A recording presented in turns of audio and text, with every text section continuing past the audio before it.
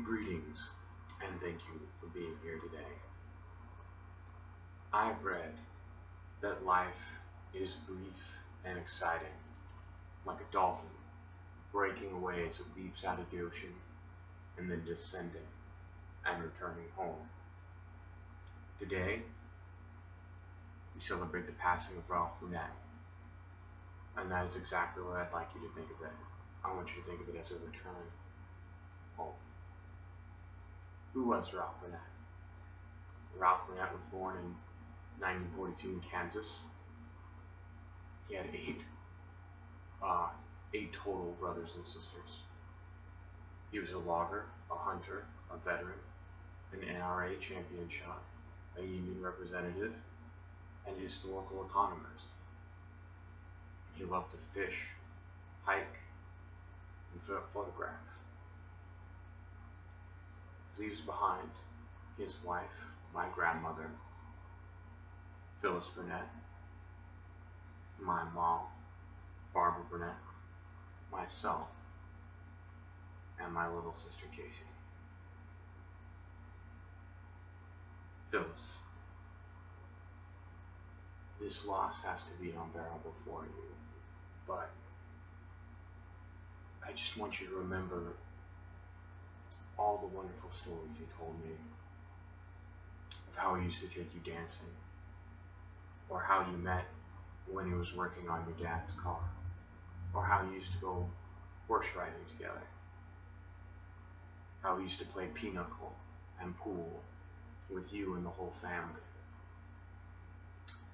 And then when the kids were born, and Barbara, you can relate to this, all the trips you would take to Mount St. Helens in the Suburban,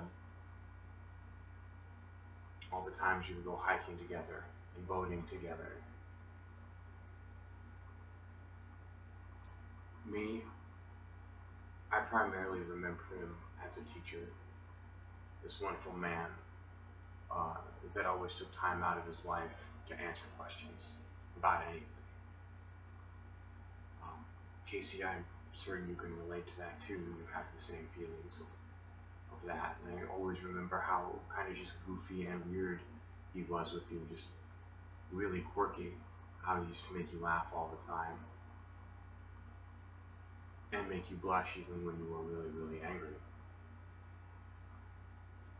So before I turn this over to another person, I'm going to share some personal feelings about Papa. I always remember Papa being incredibly attentive. Once you had his attention, it was on you the entire time. And he would take time, if he didn't know the answer to something, to find it. Right next to that, he was a teacher. It seemed he knew a little bit about everything, things that were even like beyond what I could understand as a child, that I didn't, stuck in my memory and that I didn't learn were true until I was an adult. He always had stories for everything. You could always relate something to a myth or a scientific explanation. And on top of all of that seriousness and that education and that demeanor that he had, he was also incredibly funny.